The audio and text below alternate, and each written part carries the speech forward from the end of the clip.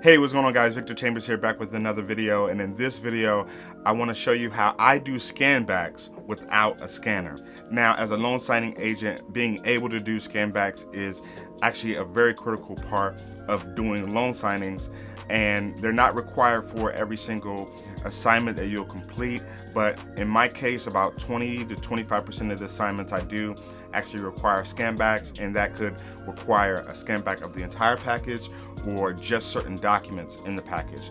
And so this is actually a very critical thing to be able to do when you're doing loan signings, because you'll have to scan back packages before you actually drop them off at the FedEx or UPS store, if that's part of the instructions for the specific assignment. Now, this was a highly requested video. A lot of you were interested in learning more about how I do scan backs. If you saw my video where I talked about the best apps for loan signing agents, I talked about the specific app that I'm going to use and show you today how I do it. Now, this is great because you don't have to lug around a big scanner, or you don't have to have a portable scanner necessarily. If you're just getting started, you don't have to invest the money in a scanner right up front, and you can just use an app on your phone, which everyone nowadays has a smartphone. So it's very easy for you to use, very easy for you to get started with, even if you're on a low or no budget, starting out as a loan signing agent. So I'm going to show you how I do this today. Now, I'll admit I have not purchased a scanner as of yet. I'm actually probably going to buy one this week, so I'll probably do a video on that eventually.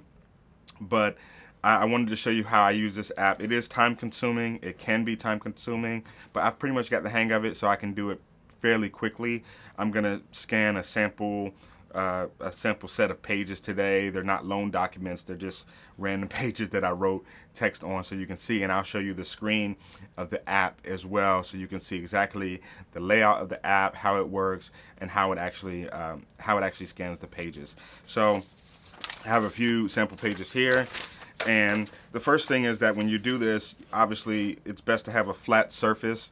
You're scanning white pages, so you also need a surface that is kind of a high contrast to those white pages. So in this case, I have like this, I'm on a white table, but I have like this wood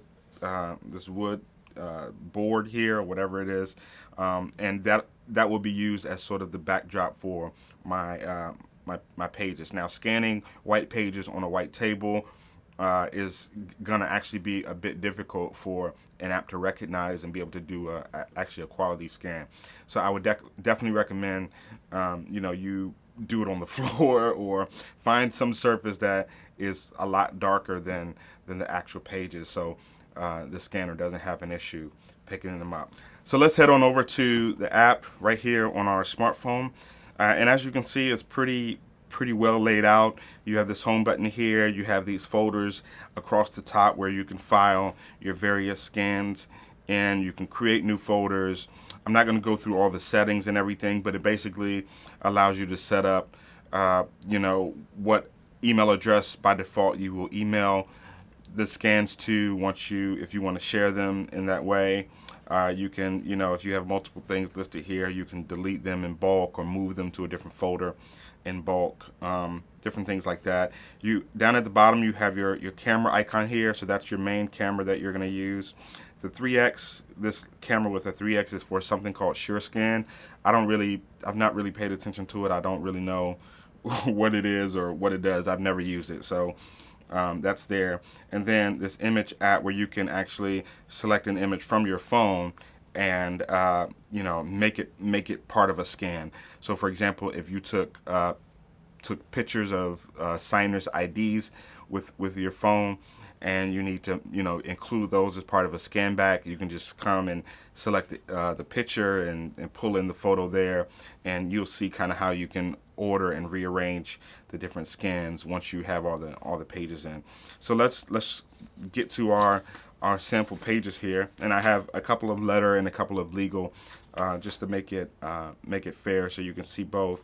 So I'll put the first one here.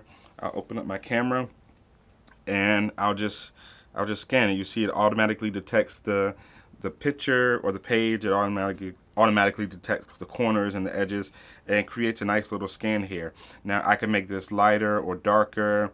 I I just leave it on whatever the default is. I can also change it from a black and white scan to a color scan to a photo.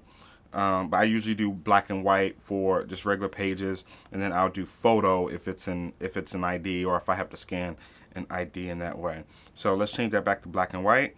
And then if you want to redo it, you can rescan the page or delete the page, or you can just go to the next page. So you hit plus, move that one out the way. And then I have my legal page here. You see it's a little bigger, and it's done. Plus, let's go to my next page. Oops.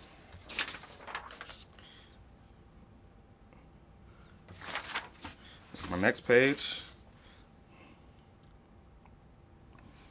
And that quickly, I just scanned 4 pages. Now, it took a little longer because I'm actually showing you what I'm doing here, but it didn't take that long. Now, as I said, this can be time consuming if you have to scan back a whole package. I've done that quite a bit. Like I said, just because I haven't, purchased a scanner yet. So now if you look at the app, you can see all the pages that you've scanned. So you see I have a letter page here. I have a legal page, letter page, legal page, and I can actually move these around. I can delete them if I want to with that circle with the red circle with the line through it. So I can do, many different things. I can add more pages.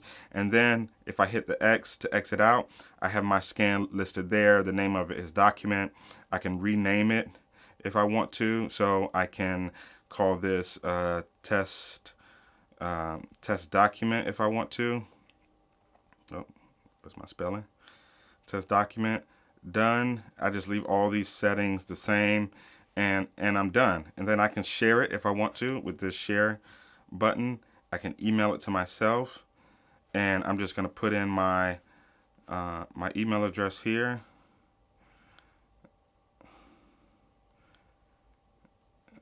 Put in my email address, if I can spell my name correctly.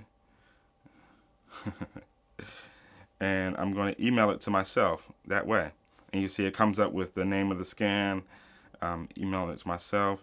So then it'll go to my email, and what I'll do is once I'm in front of a computer, I'll download it from my email, and then I'll upload it to SnapDocs or to Signing Order or to whatever or the signature closers, whatever the online portal is where I receive the assignment from and where they're asking for the scan backs. I'll just upload it there and then delete it from my computer.